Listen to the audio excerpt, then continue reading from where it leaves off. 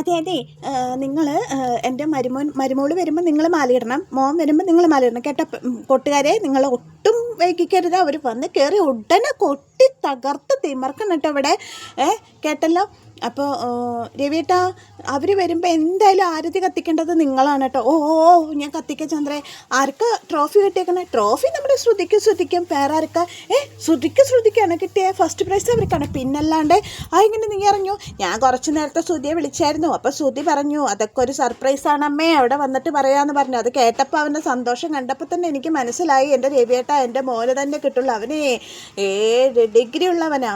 അത് ഉറപ്പായിട്ടപ്പോൾ ആ ട്രോഫി അവർ തന്നെ കിട്ടിയേക്കണമെന്ന് എനിക്ക് അറിയായിരുന്നു രവിയേട്ട. എന്തായാലും അത് അവനെ കിട്ടുള്ളൂ. കൂട്ടുകാരെ നിങ്ങൾ ആരും മറക്കരുത് കേട്ടോ. സമയത്ത് തന്നെ കൊട്ടണം. ഇവിടെ നമുക്ക് അങ്ങോട്ട് അടിച്ച് തകർത്ത് തിമർക്കണം. ഇങ്ങനെ പറയാണ് നമ്മുടെ ചന്ദ്രമതി. കൂട്ടുകാരെ, പാവം പൊട്ടിപ്പൊളിഞ്ഞ് പാലീസായിട്ട് വരുന്ന ശ്രുതിയുമാണ് ഫസ്റ്റ് പ്രൈസ് മേടിച്ചിരിക്കണം എന്നുള്ള സന്തോഷത്തിൽ തള്ളി തിമർക്കാണ് പാവ അമ്മ കേട്ടോ.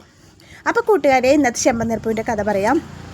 അങ്ങനെ രേവതിക്കും സച്ചിക്കും ബെസ്റ്റ് കപ്പിൾ പെർഫോമൻസിൻ്റെ ബെസ്റ്റ് കപ്പിളായിട്ടുള്ള ഫസ്റ്റ് പ്രൈസ് 1 ലക്ഷം രൂപയും ട്രോഫിയും കിട്ടി. അവർ സ്റ്റേജിൽ കയറി ആ ട്രോഫി 1 ലക്ഷം രൂപയും സന്തോഷപൂർവ്വം ഏറ്റുവാങ്ങി.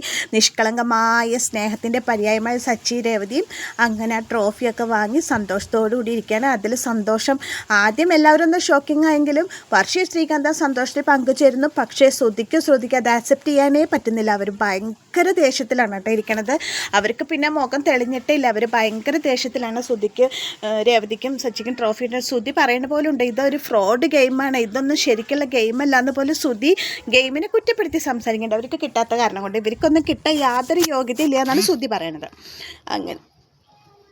അങ്ങനെ അത് കഴിഞ്ഞിട്ട് പിന്നെ നമ്മൾ കാണുന്നത് ചന്ദ്രോദയത്തിൽ വിജയികളെ സ്വീകരിക്കാനുള്ള ആരവങ്ങളാണ്. കൊട്ടുകാർ, വാദ്യമേളക്കാർ, അതുപോലെ പൂമാലയിട്ട് സ്വീകരിക്കാൻ നേരം എല്ലാവരും പൈസയൊക്കെ കൊടുത്ത് സെറ്റ് ചെയ്ത് നിർത്തിയേക്കാണ് ചന്ദ്രമതി ഇങ്ങനെ തുള്ളി ഇളകണം. അപ്പോൾ രവീന്ദ്രൻ ചോദിക്കേണ്ടത് ഇതെന്താ ചന്ദ്ര ഇവരൊക്കെ ഇവിടെ എന്ന് ചോദിക്കുമ്പോൾ, അല്ല രവിയേട്ടാ, പിള്ളേർ വരുമ്പോൾ കൊട്ടും പാട്ടൊക്കെ ആയിട്ട് സ്വീകരിക്കേണ്ടേ, നീ എൻ്റെ മോൾക്ക് മാലയിടണം, നീ എൻ്റെ മോന് മാലയിടണം കേട്ടല്ലോ. കൊട്ടുകാരെ നിങ്ങൾ ഒട്ടും കുറയ്ക്കരുത്. അവർ വന്ന് കയറി ഉടനെ തിമർക്കണം കേട്ടല്ലോ. നമുക്കിവിടെ ആട്ടും പാട്ടും ബഹളമായിട്ട് ആട്ടി തിമർക്കണം. എൻ്റെ മക്കൾ വിജയിച്ചിട്ടാണ് വരുന്നത്. അപ്പോൾ ആര് ജയിച്ച് ചന്ദ്രയെ ചോദിക്കുമ്പോൾ പറയും ശ്രുതി അല്ലാതാരാ? അവരാണോ ജയിച്ചത്? നീ അറിഞ്ഞോ?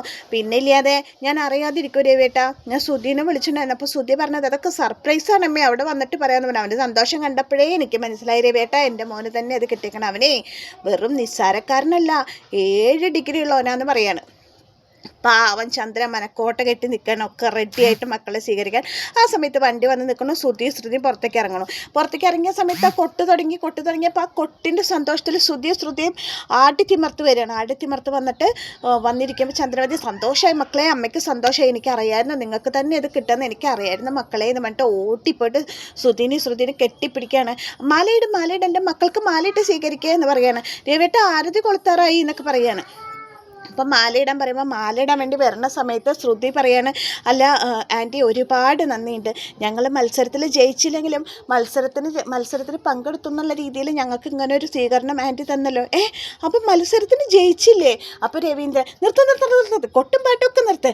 അപ്പം മത്സരത്തിന് ജയിച്ചില്ലേ? മത്സരത്തിന് ഞങ്ങൾ ജയിച്ചില്ല ആൻറ്റി, ഞങ്ങൾ തോറ്റുപോയി. അപ്പോൾ നിങ്ങൾ തോറ്റോ? പിന്നെ ഇപ്പോൾ ആർക്കാ മത്സരത്തിന് പ്രൈസ് കിട്ടിയേ? അപ്പോൾ രവീന്ദ്രൻ മാലയിടാൻ വരട്ടെ പറഞ്ഞിട്ട് ശ്രുതിന് മാലയുടെ സമ്മതിക്കേണ്ട തടഞ്ഞു നിർത്താണ്.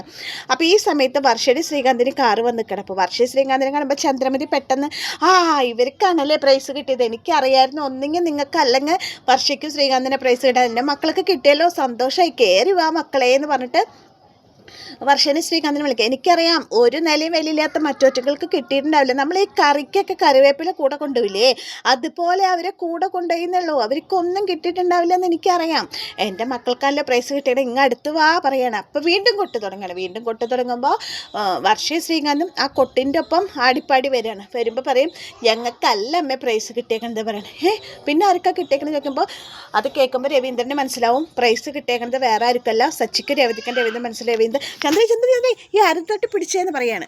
അപ്പോഴേക്കും വേഗം സച്ചിയുടെ രവീന്ദ്രൻ വണ്ടി വന്ന് നിൽക്കണം. വണ്ടി വന്ന് നിന്ന ഉടനെ രവീന്ദ്രൻ നോക്കുമ്പോൾ സച്ചി അതിൻ്റെ ഉള്ളിൽ നിന്ന് ട്രോഫി എടുത്തിട്ട് അച്ഛാ ഞങ്ങൾ വാങ്ങിയച്ചാ എന്ന് പറഞ്ഞിട്ട് ഈ ട്രോഫി പൊക്കി കാണിക്കാനാണ് ഇപ്പോൾ രവീന്ദ്രൻ ആരത്തി തട്ടും എല്ലാം ചന്ദ്രനെ ഏൽപ്പിച്ചിട്ട് ഓടി വരികയാണ്. ഓടി വരുമ്പോഴേക്ക് രേവതി ഇതിൻ്റെ ഉള്ളിൽ നിന്ന് 1 ലക്ഷം രൂപയുടെ ഫ്ലെക്സ് എടുക്കുകയാണ്, ചെക്കിൻ്റെ ഫ്ലെക്സ് എടുക്കുകയാണ്. അങ്ങനെ അവർ പുറത്തേക്ക് ഇറങ്ങണം. അച്ഛാ ഒടുവിൽ ഞങ്ങളത് വിജയിച്ച് നേടി അച്ഛാ, ഞങ്ങൾക്കത് കിട്ടി അച്ഛാ, ഞങ്ങളുടെ സ്വപ്നങ്ങൾക്ക് ചിറക് മുളയ്ക്കാൻ തുടങ്ങി അച്ഛാ എന്നൊക്കെ പറഞ്ഞിട്ട് ഭയങ്കര ഇമോഷണലാവാണ് രേവതി സച്ചി. അപ്പോൾ അത് കേൾക്കുമ്പോൾ രവീന്ദ്രൻ പറയും എനിക്കറിയാവുന്ന മക്കളെ നിങ്ങൾക്ക് തന്നെ അത് കിട്ടുള്ളൂ, കാരണം നിങ്ങൾ പരസ്പരം സ്നേഹവും സഹകരണവും പരസ്പരം അറിയുന്ന ഭാര്യാഭർത്താക്കന്മാരാണ്. നിങ്ങളുടെ ജീവിതം എല്ലാവർക്കും മാതൃകയാക്കേണ്ടതാണ്. എനിക്കറിയാം എൻ്റെ മക്കൾക്ക് തന്നെ അത് കിട്ടുമായിരുന്നുള്ളൂ എന്ന് എനിക്കറിയാമെന്ന് പറഞ്ഞിട്ട് 2 പേർക്കും കൈ കൊടുക്കണം. എന്നിട്ട് ആ സ്നേഹത്തോടു കൂടി രവീന്ദ്രൻ സച്ചിനെ രേവതിനെ കെട്ടിപ്പിടിക്കുകയാണ്. അപ്പോൾ ഇതൊക്കെ കാണുമ്പോൾ ചന്ദ്രയ്ക്ക് കുശുപ്പാവടോ, ഇവരാണോ ട്രോഫി മേടിച്ചത്, അപ്പം നിങ്ങൾക്ക് 2 പേർക്ക് ഇതൊന്നും മേടിക്കാൻ കൂട്ടിയേ പറ്റിയില്ലേ? അപ്പോൾ സച്ചി രേവതി അപ്പോൾ ശ്രീകാന്ത് വർഷം പറയും അതിനെന്നാ ആൻറ്റി സച്ചേട്ടനും രേവതി ചേച്ചിക്കും കിട്ടിയത് നമുക്ക് സന്തോഷമല്ലേ എന്നൊക്കെ പറയും. അങ്ങനെ സച്ചി രേവതിയും കൂടി ഇങ്ങനെ വരികയാണ്. വന്നിട്ട് ഇവരുടെ അടുത്തേക്ക് എത്തുമ്പോൾ ചന്ദ്ര പറയാണ് അതെ എന്തായാലും പൈസയൊക്കെ തന്നല്ലേ കൊട്ടുകാരെ, നിങ്ങളൊക്കെ പിരിഞ്ഞു പൊക്കോ, ഇവിടെ ഇനി കൊട്ടും വേണ്ട പാട്ടും വേണ്ട വാദ്യം വേണ്ട ഒന്നും വേണ്ട എന്ന് പറയണം. ആ സമയത്ത് രവീന്ദ്രൻ പോവാൻ വരട്ടെ, ഇവിടെ ഇവിടെ ജയിച്ചു വന്നിട്ട് എൻ്റെ മക്കളുണ്ട്, അവർക്ക് വേണ്ടി ഇവിടെ കൊട്ടണം പാടണം ആടണം എന്ന് പറയാണ് രവീന്ദ്രൻ. എന്നിട്ട് പറയും മാലയുടെ പറയുമ്പോൾ മാലയുടെ എന്തിനു മാലയൊക്കെ ഇടണം അതിൻ്റെ ഒന്നും ആവശ്യമില്ല എന്ന് പറയണം. പക്ഷേ മാല ഇടണം എന്ന് പറയുന്നതാണ് രവീന്ദ്രൻ. ആ സമയത്ത് സച്ചി പറയണ കണ്ടോടാ, ശ്രുതിയോട് പറയാം കണ്ടോടാ എൻ്റെ അമ്മ ഏർപ്പാടാക്കിയതാ വിജയിച്ചു തരണം ഞങ്ങളെ സ്വീകരിക്കുക അതൊക്കെ പറയുമ്പോൾ ശ്രുതിക്ക് ഇത് സഹിക്കണേ ഇല്ല. മാലയിടെ പറഞ്ഞിട്ട് രവീന്ദ്രൻ അവരെ കൊണ്ട് മാല ഇടിപ്പിക്കാനും മാല ഇട്ട് കഴിയുമ്പോൾ ആരതി ഒഴിയ ചന്ദ്ര ആരതി ഒഴിയടി എന്ന് പറഞ്ഞിട്ട് ചന്ദ്രയെ കൊണ്ട് സച്ചിനെ രവതിനെ ആരതി ഒഴിപ്പിക്കാനും പിന്നെ ഗംഭീര കൊട്ടും പാട്ടും തുടങ്ങി. അത് കേൾക്കാൻ സഹിക്കാൻ പറ്റാണ്ട് ചന്ദ്രമതി ചെവി അടച്ചു പിടിച്ച് അകത്തേക്ക് കയറി പോവാണ്. അപ്പം ഗംഭീര കൊട്ടും പാട്ടായി. ആ പാട്ടിനൊപ്പം സച്ചിക്ക് രവതിക്കും ഒപ്പം വർഷയും ശ്രീകാന്തും രവീന്ദ്രനും എല്ലാവരും അവിടെ ചുവട് വെക്കുകയാണ്. എല്ലാവരോടും സന്തോഷത്തിലാണ്. പക്ഷെ സന്തോഷിക്കാത്ത 3 പേരുണ്ട്, ശ്രുതിയും ചന്ദ്രമതിയും. അങ്ങനെ ചന്ദ്രമതിക്ക് ഇതൊന്നും കണ്ട് സഹിക്കാൻ പറ്റാത്ത കാരണം ചന്ദ്രമതി അകത്തേക്ക് കയറി പോവാണ്. അങ്ങനെ ആഘോഷമൊക്കെ കഴിഞ്ഞ് രവീന്ദ്രൻ മക്കളെ ചേർത്ത് പിടിച്ച് സന്തോഷമായി. മക്കളെ അച്ഛനും ഒരുപാട് സന്തോഷമായി, എനിക്കറിയായിരുന്നു. അങ്ങനെ കൊട്ടും പാട്ടും മേളം എല്ലാം കഴിഞ്ഞ് എല്ലാവരും പിരിഞ്ഞു പോയി. അപ്പോൾ ചന്ദ്രമതിയോട് പറയേണ്ട ഒരാൾ മേഡം ഒരു 500 രൂപ കൂടി തരാനുണ്ട് എനിക്ക് പറയുമ്പോൾ ചന്ദ്രമതി കടന്ന് പോയിക്കോണം. 500 രൂപ മനുഷ്യരുടെ തലയ്ക്ക് പ്രാന്തെടുത്തിട്ടിരിക്കണേ പൊക്കെ അവിടെ ഇനി 500 ഇല്ല 1000 ഇല്ല ഒന്നുമില്ല പറഞ്ഞിട്ട് ചന്ദ്രമതി അയാളെ ആട്ടി പറഞ്ഞയക്കണം. അത് കഴിഞ്ഞ് പിന്നെ ശ്രുതിയും ഇങ്ങനെ അകത്ത് ആലോചിച്ചിരിക്കുന്ന സമയത്ത് ചന്ദ്രമതി വന്നിട്ട് ചോദിക്കുകയാണ് കഷ്ടം നിനക്കൊക്കെ 7 ഡിഗ്രി ഉണ്ടെന്ന് പറയാൻ നാണക്കേടാവണോടാ എനിക്ക്, നീ ഏത് വഴിക്കാണ് നീ 7 ഡിഗ്രി എടുത്ത്? 7 ഡിഗ്രി ഇത്രയും പഠിപ്പും ഇവരുള്ള നിങ്ങൾക്ക് 2 പേർക്കും പറയാൻ പറ്റാത്ത ക്വസ്റ്റ്യൻസാണ് അവിടെ ചോദിച്ചത്. നിങ്ങൾക്ക് 2 പേർക്കും അവിടെ പറഞ്ഞ ക്വസ്റ്റ്യൻസിന് ഒന്നും ആൻസർ കണ്ടുപിടിക്കാൻ പറ്റിയില്ലേ എന്നൊക്കെ ചോദിക്കുകയാണ്. അപ്പം ശ്രുതിയും കൂടിയിട്ട് ഇങ്ങനെ ആകെ ചളിപ്പിൽ നിൽക്കണം. അപ്പോൾ ശ്രുതി പറയാണ് ആൻറ്റി നമ്മൾ പറയുന്ന ക്വസ്റ്റ്യൻസിൻ്റെ ആൻസേഴ്സ് അവർ ചോദിക്കുന്ന ക്വസ്റ്റ്യൻസിൻ്റെ ആൻസേഴ്സിന് ഉത്തരം പറയുന്നത് നമ്മൾ പറയുന്നത് അവർ ആക്സെപ്റ്റ് ചെയ്യണമെന്നില്ലല്ലോ, നമുക്ക് അവർ ആക്സെപ്റ്റ് ചെയ്യണ ഉത്തരത്തിനനുസരിച്ച് നമുക്ക് പറയാൻ പറ്റണ്ടേ, അത് സച്ചി രേവതിയാണ് പറഞ്ഞത് എന്നൊക്കെ പറയണം. എന്നാലും അവരത് മേടിച്ച് വന്നത് എനിക്ക് തീരെ സഹിച്ചിട്ടില്ല, എനിക്ക് ആർക്കും കിട്ടിയില്ലെങ്കിലും കുഴപ്പമില്ലായിരുന്നു, എനിക്കത് തീരെ പറ്റണില്ല എന്നൊക്കെ പറഞ്ഞിട്ട് ചന്ദ്രമതിയുടെ നിസ്സഹായത വെളിപ്പെടുത്താണ്. ചന്ദ്രമതിക്ക് അത് തീരെ ഇഷ്ടമായിട്ടില്ല. സ്വന്തം മോനായിട്ട് പോലും സച്ചിക്ക് രവതിക്ക് ആ പ്രൈസ് കിട്ടിയത് തീരെ ഇഷ്ടപ്പെടാത്ത അവസ്ഥയിലാണ് ചന്ദ്രമതി. എന്നിട്ട് അവർ പറയാനാണ് ഇനിയിപ്പോൾ എന്താണ്ടാവുക, അവർ റൂം കെട്ടാൻ തുടങ്ങിയപ്പോൾ 1 ലക്ഷം രൂപയല്ലേ ഉള്ളൂ, വേറെ ഒന്നുമില്ലല്ലോ, അവർ നോക്കിക്കോ പെട്ടെന്ന് തന്നെ മുകളിൽ മുറിയൊക്കെ പണിയെന്നൊക്കെ പറഞ്ഞിട്ട് ഇങ്ങനെ അവർ രേവതിനെയും സച്ചിനെയും പറ്റിയിട്ടുള്ള ഡിസ്കഷനാണ്. ഈ സമയത്ത് സച്ചിയുടെ രേവതിയുടെ റൂമിൽ അവർ ചോദിക്കുകയാണെങ്കിൽ 1 ലക്ഷം രൂപയുടെ ഫ്ലെക്സ് ബോർഡ് എവിടെ വെക്കും എന്ന് ചോദിക്കുകയാണ്. അപ്പം നമുക്കൊരു കാര്യം ചെയ്യാം സച്ചേട്ടാ, നമുക്കിത് എവിടെയെങ്കിലും വെച്ചാൽ വെക്കുമ്പോൾ സച്ചി രേവതി നമുക്കിതൊരു കാര്യം നമ്മുടെ വീടിൻ്റെ മുകളിൽ കൊണ്ടുപോയി വെക്കാം, അപ്പോൾ എല്ലാവരും ടെറസിൽ വെക്കാം, അപ്പോൾ വഴി കൂടെ പോണവരെല്ലാവരും കണ്ടോ ഒന്ന് പോയേ സച്ചേട്ടാ, അതിനൊന്നും ആവശ്യമില്ല എന്നൊക്കെ ഇങ്ങനെ പറഞ്ഞിട്ട് അവർ ഫ്ലെക്സും കൊണ്ട് ഇങ്ങനെ മെല്ലെ കോണി ഇറങ്ങിയിട്ട് വരുന്ന സമയത്ത് ചന്ദ്രമതി ശ്രുതിയും കൂടിയിട്ട് അവിടെ ഇങ്ങനെ നിൽക്കണതാണ്. അപ്പോൾ എടാ ഓടിപ്പോയവനെ ഞങ്ങൾക്ക് കിട്ടിയടാ കണ്ടില്ലേ 1 ലക്ഷം രൂപ കിട്ടിയേക്കണം, 1 ലക്ഷം രൂപ എന്നൊക്കെ പറഞ്ഞിട്ട് സച്ചി വെറുതെ ശ്രുതിനെ ദേഷ്യം പിടിപ്പിക്കണം. അപ്പോൾ ശ്രുതി പറയാം 1 ലക്ഷം രൂപയല്ലേ കിട്ടിയുള്ളൂ, നിനക്ക് 1 കോടി രൂപയൊന്നും കിട്ടിയിട്ടില്ല, നിന്നെ മട്ടും പാവം കണ്ട 1 കോടി രൂപ കിട്ടിയ പോലെ ഉണ്ടല്ലോ.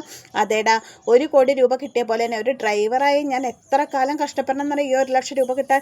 അപ്പോൾ ഈ 1 ലക്ഷം രൂപയ്ക്ക് എനിക്ക് 1 കോടി രൂപയുടെ വില തന്നെയുള്ളത്. രവതി ഈ ലക്ഷക്കണക്കിനുള്ള ആളുകളുടെ ഇടയിൽ ഏറ്റവും നല്ല ഭാര്യ ഭർത്താവ് ആരെ രവതി? നമ്മൾ തന്നെ സച്ചേട്ടാ. എല്ലാ ചോദ്യത്തിനും ഉത്തരം പറഞ്ഞത് ആരെ രവതി? നമ്മൾ തന്നെ സച്ചേട്ടാ. അപ്പോൾ ഏറ്റവും നല്ല ജോഡികൾ ആരെ രവതി? നമ്മൾ തന്നെ സച്ചേട്ടാ. ഇങ്ങനെ 2 പേരും കൂടിയിട്ട് ശ്രുതിനും ശ്രീകാന്തിനും ചന്ദ്രമതിനും ഇങ്ങനെ കിടന്നിട്ട് പിരിമുപ്പിക്കുകയാണ്. ഇത് കേൾക്കുമ്പോൾ ഇവർക്കൊന്നും സഹിക്കണില്ല കേട്ടോ. അപ്പം അങ്ങനെ രേവതിക്കും സച്ചിക്കും ട്രോഫി കിട്ടിയത് തീരെ ഉൾക്കൊള്ളാൻ പറ്റാത്ത ഒരു പുകയുന്ന സംഘർഷം പുകയുന്ന ഒരവസ്ഥയിലാണ് ഇപ്പോൾ ചന്ദ്രോദയം കുടുംബം ഇരിക്കുന്നത്. അവർക്ക് തീരെ അക്സെപ്റ്റ് ചെയ്യാൻ പറ്റിയിട്ടില്ല. കാരണം ഒരു വിവരവും വിദ്യാഭ്യാസവും, അതായത് സ്കൂളിലധികം പഠിച്ചിട്ടില്ല, അങ്ങനത്തെ ഒരു ഇതുമില്ലാത്ത രേവതിക്ക് സച്ചിക്ക് ഇത് കിട്ടി എന്നുള്ളത് അവർക്ക് ഉൾക്കൊള്ളാനേ പറ്റുന്നില്ല. പക്ഷെ അത് ഉൾക്കൊണ്ട വർഷയും ശ്രീകാന്തും രവീന്ദ്രനും അവിടെ ഉണ്ട് കേട്ടോ. അപ്പോൾ കൂട്ടുകാരെ ഇന്ന് കാര്യമായിട്ട് വിശേഷമൊന്നും ഇല്ല. ചെറുമ്പന്നേർ പോലെ അവർ ട്രോഫി മേടിച്ചു വന്നതിൻ്റെ ആഘോഷങ്ങളും കാര്യങ്ങളൊക്കെയാണ്. അപ്പോൾ എന്നത്തെയും പോലെ എൻ്റെ കഥയായിട്ട് ഇഷ്ടപ്പെട്ട കൂട്ടുകാർ എൻ്റെ ചാനലൊന്ന് ലൈക്ക് ചെയ്യുക, ഷെയർ ചെയ്യുക, സപ്പോർട്ട് ചെയ്യുക. എന്നെ നിങ്ങൾ തന്നെ സപ്പോർട്ടാണ് എൻ്റെ വിജയം. അപ്പോൾ എല്ലാവർക്കും താങ്ക് യു.